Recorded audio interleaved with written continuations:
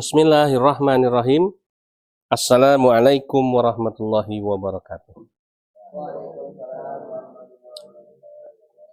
Alhamdulillah wa syukrulillah wassalatu wassalamu ala rasulillah wa ala alihi wa sahbihi wa mawala wa la hawla wa la quwwata illa billahil aliyyil azim.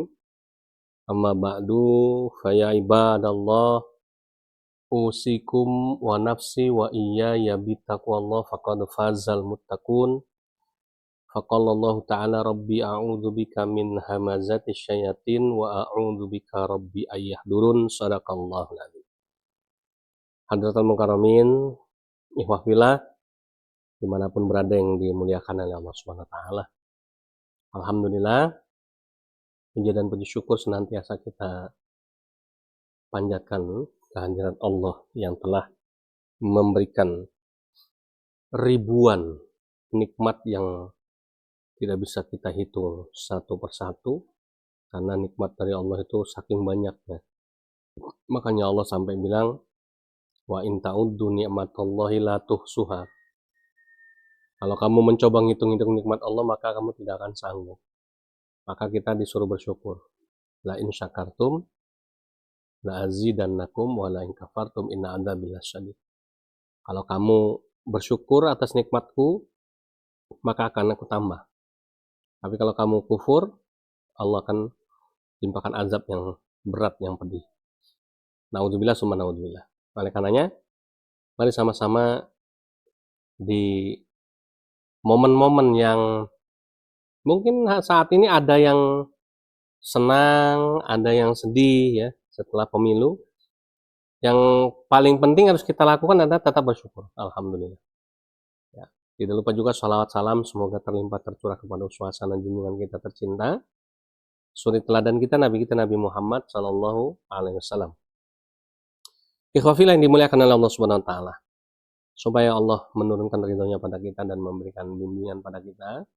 Mari sama-sama kita mulai taklim kita pada kesempatan malam hari ini dengan membaca kalimat basmalah. Bismillahirrahmanirrahim. Jadi pemilu sudah kita lewati 14 Februari yang lalu, hari Rabu ya.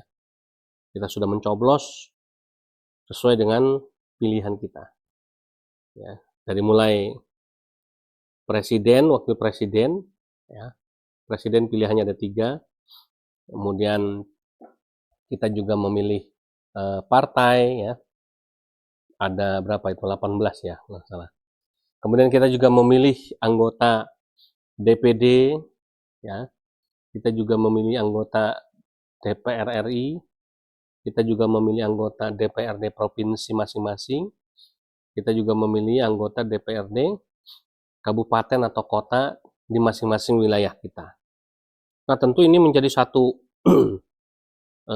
persaingan ya, yang luar biasa, yang menghabiskan energi, yang menghabiskan pemikiran, dan juga menghabiskan harta benda tentunya. Ya.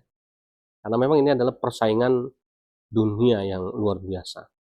Ya. Kalau akhirat saja ada persaingan, maka disebut dengan ada istilah yang disebut dengan fastabiqul khairat. Ya. Berlomba-lombalah dalam kebaikan ya. Dalam kebaikan atau dalam menuju ke akhirat juga ada kompetisinya ya, sama seperti politik ya, pemilu ini adalah kompetisi politik di mana para wakil-wakil kita, jago-jago kita itu bersaing ya untuk memperebutkan kursi di Senayan, kursi di DPRD provinsi, DPRD kota, kabupaten, maupun kursi di istana negara, menjadi presiden dan wakil presiden ya. Nah, dinamika lika-likunya sudah kita lewati semua, luar biasa ya. Dan tentu ini menyisakan sekarang adalah hasilnya. Dalam satu kompetisi, sekalipun itu kompetisi akhirat, pasti judulnya akan ada yang menang dan ada yang kalah ya. Bedanya kalau kompetisi akhirat itu yang menang nanti memperebutkan tiket masuk ke surga, yang kalah ya terima nasib ya digeret neng rokok kan gitu. Nah, kalau kompetisi politik di pemilu, yang menang dapat amanah untuk menerima jabatan ya, mendapatkan kursi, menduduki kursi amanah rakyat untuk menjabat selama 5 tahun ke depan, ada masa waktunya. Ya, kalau kompetisi akhirat memperebutkan tiket yang abadi, tidak ada waktunya. Kalau kompetisi pemilu ya cuma 5 tahunan ya. Jadi 5 tahun selesai nanti dipilih lagi. Bisa kepilih lagi, bisa tidak ya. Nah, jadi ada yang lolos, ada yang nggak lolos kan begitu. Itu sudah wajar ya. Presiden juga sama. Dari 3 calon kan nggak mungkin semuanya menang. Nah, kalau semuanya menang jadi trinitas. Ya, kayak orang Kristen jadinya kan ya. Ada presiden bapak, presiden anak, presiden roh kudus nanti kan gitu. Jadi nggak mungkin ya. Presiden aja cuma satu kan. Tuhan dan 3. Ya. Jadi kalau bayangin kalau presiden 3, gimana coba kira-kira ngaturnya ini ya. Jadi presiden itu ternyata mengikuti Pancasila sila yang pertama, yaitu ketuhanan yang Maha Esa. Karena Tuhan itu cuma satu, ya. Di dunia ini, di surga itu Tuhan itu cuma satu. Maka presiden juga cuma satu. Ya. Ini bedanya kalau Tuhan itu nggak perlu wakil, ya. Cuma dia cukup mengutus utusan namanya Rasul atau Nabi kan. Dia cukup dibantu oleh para menterinya yang disebut malaikat kan gitu. Nah, kalau presiden itu harus ada wakil karena manusia. Nah, jadi pasti ada yang kalah ya. Karena ada 3 calon, 1 menang, pasti yang kalah berapa? Ya 2 ya. Nggak mungkin menang 2. Kalau menang 2 putaran kan gitu ya. Dipilih lagi, tetap akan muncul cuma 1 pemenang kan gitu. Yang kalah tinggal milih jadi oposisi atau jadi koalisi kan. Kalau koalisi ya gabung, mungkin bisa dapat jatah menteri kan. Ya kalau jadi oposisi, ya pokoknya tukaran ya. Berantem ini, protes ya selama 5 tahun jadi musuh kan gitu. Kadang-kadang kan seperti itu ya. Walaupun makna oposisi sebenarnya bukan jadi musuh, tetapi menjadi partner, menjadi mitra ya. Mitra yang secara khusus untuk memberikan kritik dan juga masukan kepada yang berkuasa. Nah, itu ya. Jadi, ikhwafillah yang dimuliakan oleh Allah SWT, pembahasan kita malam hari ini begini. Ini kira-kira pemilu ini gimana nih ya? Membawa dampak yang baik untuk dakwah Islam, khususnya dakwah Kristologi, atau dampak buruk? Itu kan jadi pertanyaan. Ada orang yang bilang, wah kalau yang menang itu nomor sekian, pasti rakyat makmur. Wah, pasti rakyat sejahtera. Wah, ini ya. Pasti dakwah Islam akan mendapatkan tempat ya. Dakwah Islam akan terbantu. Nah ini ya, kata-kata pasti ini adalah masuk dalam kategori janji politik. Ingat, janji yang tidak pernah diingkari itu cuma janji Allah pada hambanya, ya kan? Karena kalau janji Tuhan pada hambanya itu adalah janji yang sifatnya pasti, mutlak akan ditepati, dan itu berlaku sampai sekarang. Dan kita sudah merasakan. Makanya kalau kita berdoa, ya, Allahumma innaka qulta, ya Allah, Engkau pernah berkata, ud'uni astajib lakum. Berdoalah padaku maka akan aku ijabah. Wa innaka la tukhliful mi'ad. Dan Engkau ya Allah sesungguhnya tidak pernah mengingkari janji. Itu udah komitmen. Tapi kalau manusia, walaupun yang ngomong itu kiai, habaib, ustadz, syekh, apakah pantas?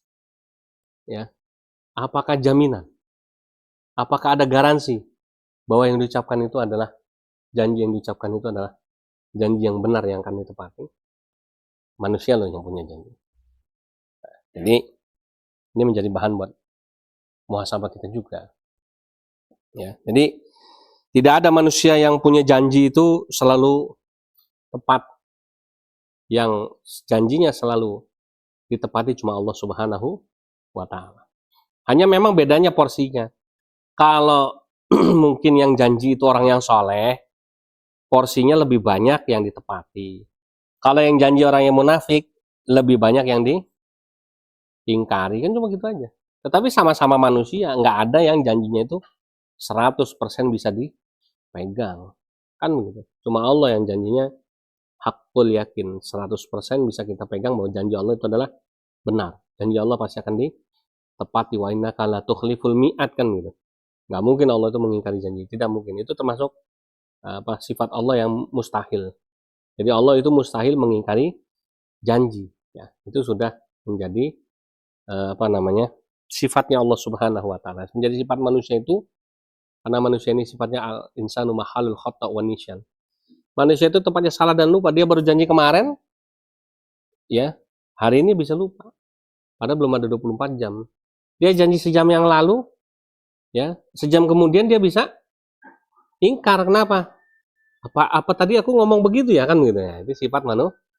Enggak kok, saya nggak pernah ngomong begitu kok. Itulah manusia. Walaupun dia kiai, dia ustadz, ya. Cuma porsinya kalau orang yang soleh berjanji lebih banyak yang ditepati, gitu aja. Nah, ikhwafillah yang dimuliakan oleh Allah Subhanahu wa Ta'ala. Kalau kita bicara masalah bagaimana Indonesia ke depannya setelah pemilu. Saya kemarin nonton Agim Al-Mukarram, ya. Agim orang yang tentu sangat kita hormati, kita muliakan. Berbicara diundang di TV One kalau nggak salah, ya. Karena saya cuma nonton cuplikan aja di TikTok, ya. Berbicara masalah kondisi bangsa Indonesia pasca pemilu 2024. Beliau bicara intinya banyak tentang masalah kejujuran. Ya, kalau nggak jujur maka siap-siap, ya, bla bla bla. Kalau jujur siap-siap bla bla bla. Kalau saya barangkali memiliki versi yang berbeda dengan Al-Mukarram Kiai Haji Abdul Agim Nasir atau Agim, ya. Kan di hadis qudsi Allah sudah berfirman, ya. Jadi an Abi Hurairah radhiyallahu an anan Nabi sallallahu alaihi wasallam, ya. Yaqulullah taala, bahwa dari Abu Hurairah dari Rasulullah sallallahu alaihi wasallam, ya, Rasulullah menyampaikan bahwa Allah berfirman. Ini hadis qudsi. Anni, ya, ana inda dhanni abdi bi, ya. Jadi ana inda dhanni abdi bi, bahwa aku itu, kata Allah, mengikuti sebagian besar dari prasangka hambaku. Jadi kalau seluruh umat Islam di Indonesia ini sebagian besarnya berprasangka baik bahwa setelah pemilu 2024 siapapun yang jadi presidennya, ya kan, maka Indonesia akan lebih baik, insya Allah. Maka insya Allah, Allah pun akan memberikan kebaikan buat bangsa kita. Karena tadi hadis qudsi ini, ya, ana inda abdi inda zonni abdi bi, bahwa aku itu mengikuti sebagian besar prasangka hambaku. Dan di ayat yang lain dalam Al-Quran Allah berfirman, Bismillahirrahmanirrahim, ya ayyuhalladzina amanu jtanibu katsirum minadh-dhonni inna ba'dadh-dhonni ismun. Wahai orang-orang beriman, ya, jauhilah sebagian besar dari prasangka. Karena kalau manusia yang berprasangka itu lebih banyak pasti ke yang negatif, yang disebut dengan su'udzon, ketimbang yang positif atau yang disebut dengan husnudzon. Sehingga kita dilarang sama Allah untuk mengikuti prasangka, ya. Karena kalau kita mengikuti prasangka, karena sebagian prasangka itu lebih banyak ke yang negatif, ya kan, maka kita akan berpikir negatif. Kalau kita berpikir, wah pokoknya kalau Indonesia tidak dipimpin sama presiden yang ini, pasti hancur. Waduh, ini masih dilantik juga belum, diumumin sebagai pemenang juga belum, ya. Dan belum mulai. Kemudian belum apa-apa kita sudah suudzon. Dan sudah aura suudzon itu sudah terus dibangkitkan, dikembangkan. ya maka gimana bangsa kita mau dapat kebaikan? Sebaliknya yang kubu yang lawan juga sama. Ini kalau yang ini yang menjadi yang berkuasa, ya, wah ini pasti bangsa kita hancur. Yang nomor 1 begitu bilangnya, yang nomor 2 begitu juga bilangnya, yang nomor 3 begitu bilangnya. Nah, terus yang ngedoain bangsa ini biar baik siapa? Kan gitu. Masing-masing calon presiden ya kan selalu berburuk sangka sama lawannya. Semua pendukungnya juga berburuk sangka sama lawannya. Semua begitu. Nah terus kapan bangsa Indonesia ini akan lebih baik? Kalau semuanya politik kita ini dipenuhi dengan politik kebencian. Ya. Maka akhirnya habis pemilu tidak puas. Ya kan? Tidak habis pemilu ya, semua saling ribut, tuduh menuduh. Ya. Sebelum pemilu sudah fitnah memfitnah. Habis pemilu nggak terima. Ya. Jalan pemerintahan dipenuhi dengan hiruk pikuk, ya, kritik, kan yang berbau fitnah.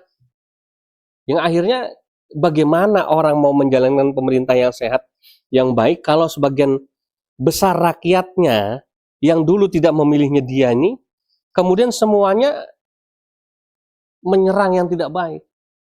Ya wajar kalau yang presiden yang terpilih hanya memperhatikan rakyat yang dulu milih dia kan gitu.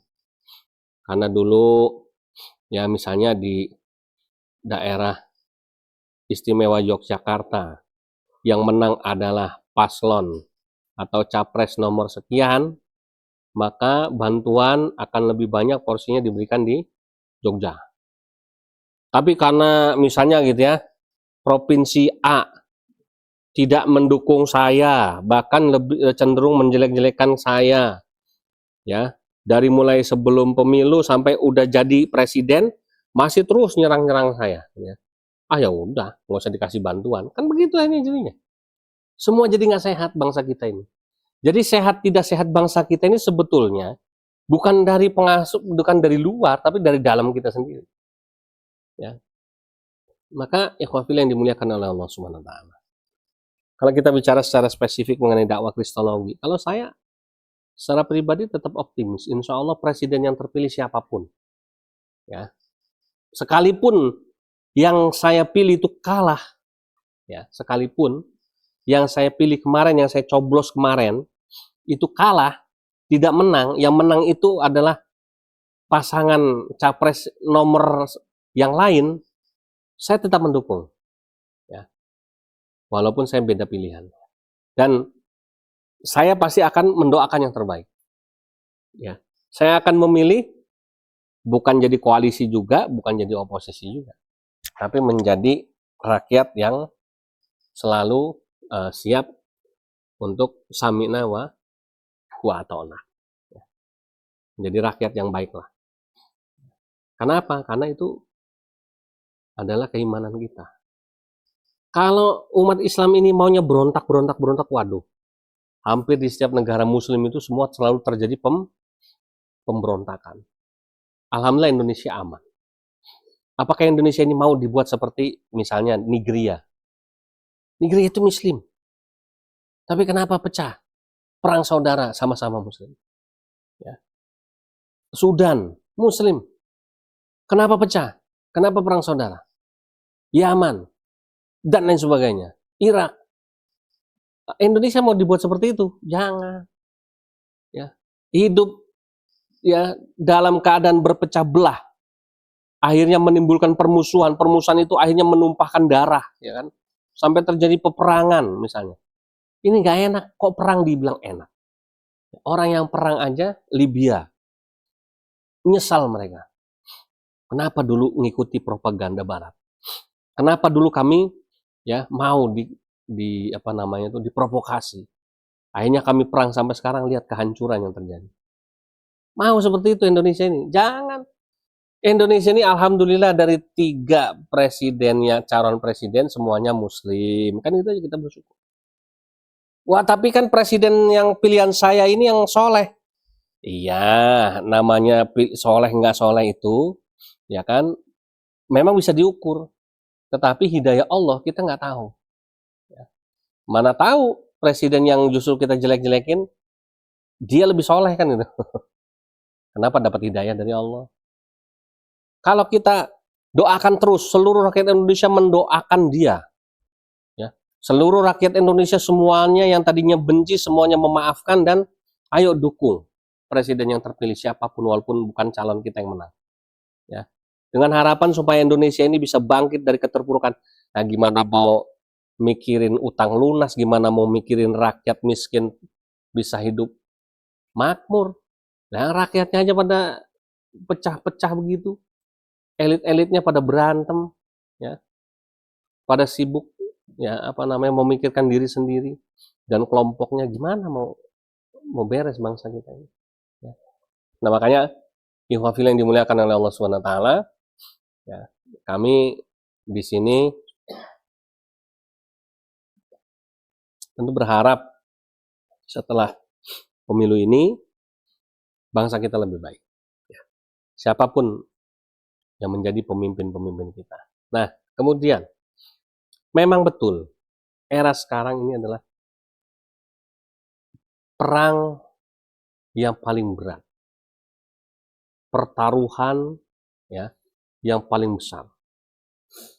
Seperti yang disampaikan oleh baginda Nabi kita Muhammad SAW setelah perang Badar selesai, ya, para sahabat dikumpulkan, kemudian Rasulullah mengatakan bahwa kita baru saja pulang dari perang yang kecil. Sahabat pada bingung. Perang Badar kok dibilang kecil? Ya Rasulullah, banyak, ya, saudara-saudara muslim kita yang mati di medan pertempuran, yang menjadi syuhada. Ya, berapa banyak, ya, biaya yang kita keluarkan untuk perang ini. Perang yang besar ini kok dibilang kecil? Memangnya apa ada perang yang lebih besar lagi? Maka Rasulullah bilang, ada perang yang lebih besar lagi, yaitu perang melawan hawa nafsu, atau perang ideologi, atau perang pemikiran, atau perang akidah. Nah, sekarang ini, ya. Tetapi ingat ikhwafillah yang dimuliakan oleh Allah Subhanahu wa taala. Perang yang kita lakukan ini bukan perang yang kemudian menyakiti secara fisik, ya. Pertaruhan perang yang kita lakukan ini adalah perang pemikiran. Ketika kita tidak setuju dengan, ya, orang yang pro demokrasi misalnya, maka bukan dimusuhi orang itu, bukan dibenci, ya, tetapi didakwahi, kan begitu, ya. Maka ketika dia kemudian sadar, dapat hidayah, dia mendukung, ya kan, ideologi atau pemahaman pemikiran kita, ya, berdasarkan Quran dan hadis atau Islam yang aswaja, begitu, ya. Maka ini akan menjadi kebaikan buat. Tetapi manakala dia belum setuju, ya sudah. Mungkin kemampuan kita menjelaskan belum baik, kan begitu. Mungkin juga cara kita menyampaikan belum bisa diterima dia. Jangan, iki aku wis nyampe ke kebenaran loh. Kowe harusnya ora oleh nolak loh. Lah malah maksa. Ya kan? Di Al-Qur'an aja dibilangin la ikroha fiddin. Beragama aja nggak boleh dipaksa. Lah kok pemikiranmu dipaksain suruh orang lain suruh ngikutin pemikiranmu, piye to kayak gitu ya. Harusnya introspeksi. Kenapa ya saya kalau ngajak orang kok orang nggak mau ya sama saya? Oh ya jelas nggak mau. Mukamu galak begitu, serem begitu, ya. Kalau ngeliatin orang matanya kereng-kerengan begitu, gitu ya. Ngomong sama orang sengak suaranya, ya. Kayak mau ngajakin berantem, ya akhirnya orang bukannya tertarik malah berantem sekalian, ya. Maka dakwah itu kan ada kaidahnya. Basyiru wala tunafiru, yassiru wala tu'asir. Kalau dakwah itu kita sampaikan dengan gembira. Berikan kabar gembira. Jangan nakut-nakutin. Jangan ngancem. Ya. Jangan nekan orang. Jangan menzolimi orang. Jangan menindas orang. Jangan memaksa orang, kan begitu. Wala tunafiru kan maknanya. Yassiru wala tu'asir. Berikan kemudahan. Ya. Jangan dipersulit. Orang mampunya segini, ya sudah. Jangan dipaksa. Ya, itu ya. Sehingga tidak bisa kita dakwah itu kayak membalik telapak tangan. Oh, perang nih kalau gini. Ya, kalau kita dakwah dengan cara begitu, membalik telapak tangan, perang yang ada, musuh-musuhan yang ada. Apakah ini yang kita kehendaki? Padahal innamal mu'minuna ikhwah, kan gitu. Allah yang bilang, tertulis di Al-Qur'an. Hadisnya banyak. Apakah dakwah ya mengajak orang untuk mengikuti pemikiran kita itu lebih tinggi daripada dakwah untuk supaya kita akur, supaya kita guyup rukun? Karena setiap mukmin adalah saudara kita. Orang Islam itu adalah bersaudara. Kalau ada yang mengatakan, oh lebih penting ya kita dakwah menerima ya pemikiran kita. Ya, ini orang kayak gini ya gimana mau diterima di masyarakat? Dimanapun dia itu pasti akan dibenci sama orang, gitu aja. Ya. Makanya kalau ada kelompok tertentu yang sama pemerintah dilarang, ya memang harus muhasabah. Mungkin cara saya ya kurang baik, gitu ya. Mungkin yang kayak saya lakukan ini kurang baik. Sudah waktunya kita ini kan sering ngomong dakwah itu adalah rahmatan lil alamin. Nah, rahmatan lil alamin kok ya maksa orang ya kan, maki-maki orang, mengajarkan kebencian sama orangnya gimana ini? Makanya ikhwafillah rahimakumullah, walaupun sekarang perang yang berat, ya, tetapi dalam kondisi perang apapun ingat Rasulullah SAW dalam perang aja masih ada adabnya, masih ada kaidah-kaidah. Contoh, dilarang merusak tanaman dalam perang, dilarang membunuh wanita dan anak-anak sama orang tua, ya. Dilarang merusak sumber air misalnya. Ya, itu aturan perang itu. Ya, fikihnya begitu. Ada aturannya. Sama ketika kita perang pemikiran juga ada aturannya. Kalau orang sudah tidak mau, sudah menolak, wes jangan dipaksa, kan gitu ya. Lain waktu nanti santai lagi ngobrol, sampaikan lagi, kan gitu ya. Tapi kalau memang orang ini orangnya udah sholat, ya, udah punya jamaah, ya, kemudian baca Quran sudah bisa, toh dia juga aktif berdakwah. Jangan-jangan yang ini yang didakwain itu yang itu loh, yang di pinggir jalan, anak-anak pang, ya kan, yang masih mabuk, ya toh, yang masih suka begal, yang masih suka ikut geng-geng motor, nah itu didakwahin. Datengin coba, ada orang mabuk gitu ya, yang merasa diri hebat ya, datengin, baca ayat kursi, coba dakwain. Coba caci maki dia. Ya, mabuk itu haram hukumnya. Datangin ke tempat-tempat perjudian. Ya. Orang lagi sabung ayam, datang ke tengah-tengah. Sabung ayam adalah haram. Kalau berani coba. Ya. Kira-kira dia apa? Nah, orang tua sudah rajin ke masjid, bisa baca Quran, ikut terlibat dalam ketakmiran masjid, masih dipaksa suruh menerima konsepnya dia. Mau ngapain? Dia sudah terdaftar sebagai misalnya sebagai jamaah di Muhammadiyah, jamaah di NU, atau jamaah di misalnya MTA, jamaah sudah biarkan ya, sudah punya jamaah itu sudah selesai. Yang kita dakwah itu adalah orang-orang yang masih liar di jalanan, yang masih belum tersentuh dengan dakwah, yang masih belum mau kembali ke jalan Allah, masih belum mau mendengarkan nasihat-nasihat. Nah itu yang didakwahin ya. Jangan dakwah kepada sesama umat Islam berdebat sampai menimbulkan permusuhan ya. Akhirnya kemudian merusak ukhuwah Islamiyah ya. Nah inilah ya ikhwah fillah yang dimuliakan oleh Allah Subhanahu wa taala. Maka ya sama-sama kita melalui majelis ini yang pertama tadi ya saya mengajak semua, mari kita berprasangka baiklah. Kita yakin bahwa bangsa kita kan lebih baik. Dah bismillah. Siapapun yang menjadi pemimpin kita, dah sami'na wa ata'na. Ati Allah wa ati Rasul wa ulil amri minkum. Udah kitanya. Ya. Kita ikutin, enggak usah jadi pemberontak, enggak usah jadi orang yang kemudian mau berbuat makar, ya. Ikuti saja. Ini adalah wujud ketaatan kita, hablum minallah wa hablum minan nas. Selain ya ketaatan kita kepada hubungan kita dengan Allah, juga hubungan kepada sesama manusia, yang menjadi kesepakatan manusia. Pemilihan presiden itu udah jadi kesepakatan kita. Jadi kalau golput ini rugi. Ya. Alhamdulillah ya, kita tidak golput kemarin. Kemudian yang kedua, ya, selain kita berhusnuzon, kondisi bangsa kita insya Allah akan lebih baik. Ya, di sini juga kita mengajak ya kepada semua ikhwafillah yang ada di rumah ya, yang ada di tempatnya masing-masing. Ya, mari sama-sama kita ciptakan kondisi yang aman ya, yang baik, tidak usah kemudian kita budayakan olok-mengolok ya, fitnah. Cukup sudah. Ya, kita damai sajalah. Walaupun jagoan kita nggak menang, sudah nggak usah dipikirin. Bismillah, masih ada 5 tahun lagi. Dan ini sudah menjadi wajar. Namanya kompetisi, ada yang menang, ada yang kalah kan gitu ya. Nah yang terakhir, memang kita berikan apresiasi untuk ikhwan-ikhwan kita yang sudah berjuang ya untuk nyalek, tapi kemudian belum lolos. Ketahuilah bahwa antum-antum yang sudah ikhtiar untuk nyalek tapi belum lolos adalah orang-orang yang beruntung. Ya. Kenapa beruntung? Karena antum belum jadi pejabat, belum jadi wakil rakyat, ya.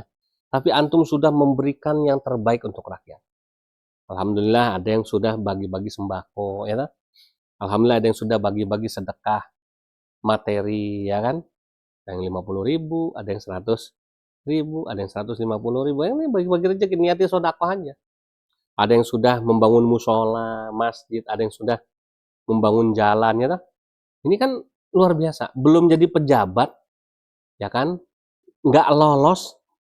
Tapi kalau ikhlas semuanya diikhlaskan karena Allah, ya, maka insya Allah antum menjadi orang yang beruntung. Kenapa? Allah pasti balas itu.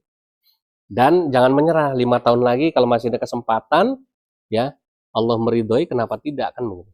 Prabowo saja berapa kali tuh nyalon, ya kan? Akhirnya baru akan jadi, bukan jadi ya.